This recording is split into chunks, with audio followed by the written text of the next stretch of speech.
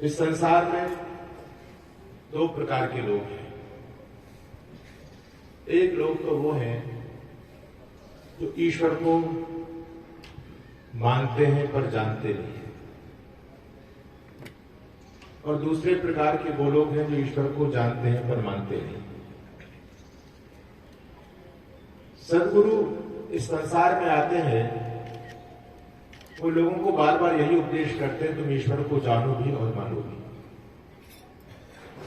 केवल मानने से बात नहीं बनेगी और केवल जानने से बात नहीं बनेगी।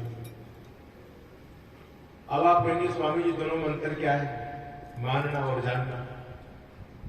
जैसे किसी से कहो क्या तुम ईश्वर को मानते हो, तो लोग कहते हैं हाँ जी मानते हैं, ईश्वर की सत्ता है, परमात्मा है दुनिया में। ये हुआ ईश्वर को मानना। और यदि आप उससे आगे प्रश्न करें, आप ईश्वर को मानते हो तो बताओ कैसा है, कहां रहता है, क्या करता है, कैसे प्राप्त किया जाता है, तो वो कहते जी ये तो हम नहीं जानते। यानी ईश्वर को मानते तो हैं लेकिन उसके बारे में जानते नहीं है। एक प्रकार के वो लोग भी होते हैं जो ईश्वर को केवल जानते हैं पर मानते नहीं है। और आप लोग ये चिंतन करेंगे कि हम किस स्थिति में हैं, हम जानने वालों में हैं या मानने वालों में हैं। जानने वाले वो लोग हैं जिनको ईश्वर के बारे में जानकारी तो पूरी है। जैसे उदाहरण के लिए मैं आपसे प्रश्न करूं कि भगवान एक है या अनेक, तो आप लोग क्या उत्तर देंगे? एक। सभी इस बात में जानते हैं। ईश्वर के बारे में सबको ठीक जानकारी है कि परमात्मा एक ही है। वेद भी कहते हैं एकम सब विप्रा बहुधा वदंती, वो परमपिता परमात्मा सृष्टि का संचालक, इसका संघर्ता, इसको बनाने वाला, चलाने वाला एक ही है। वो 2 4 6 10 नहीं है, परमात्मा एक ही है। इसका मतलब ईश्वर के बारे में आपको भी जानकारी तो है, ईश्वर एक है।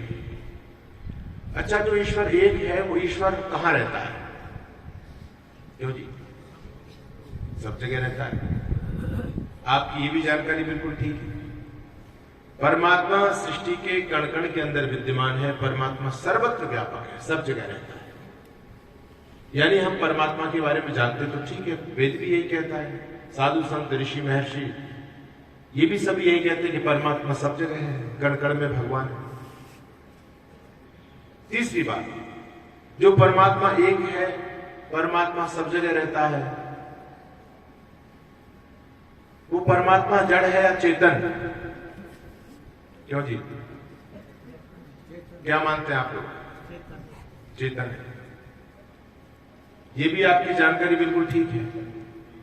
परमात्मा एक है, परमात्मा सब जगह रहता है और परमात्मा चेतन है। वो जड़ नहीं है।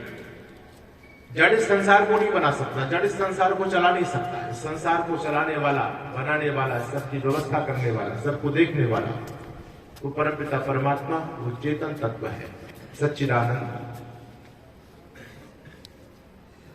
एक प्रश्न मैं आपसे और पूछता हूं, परमात्मा एक है, परमात्मा सब जगह रहता है, परमात्मा सर्वव्यापक है, परमात्मा चेतन है, उस परमात्मा की कोई फोटो, शक्ल, सूरत, मूर्ति हो सकती है? नहीं हो सकती, निराकार है। ऐसी कोई भी चीज जो एक हो, सब जगह हो, उसकी कोई आकृति नहीं हो सकती। इसका मतलब परमात्मा के बारे में आपको जानकारी बिल्कुल ठीक है। अब अंतिम बात कहकर के मैं वाणी को विराम दूंगा।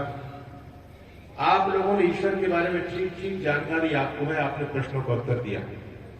एक मेरा प्रश्न आपसे और है, जो परमात्मा एक है, सब जगह रहता है, वो चेतन है, वो निराकार है, तो परमात्मा सब जगह रहता ही है, कुछ करता भी है? क्यों जी, क्या मानते हैं आप लोग? करता भी है। क्या करता है परमात्मा?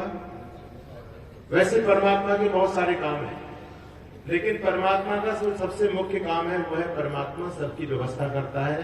परमात्मा हमारे कर्मों का यथायोग्य फल देता है। देता है नहीं देता है?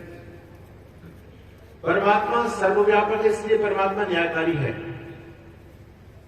सब जगह है, सबको देखता है, तभी तो वो न्याय कर सकता है। तो परमात्मा सब जगह है।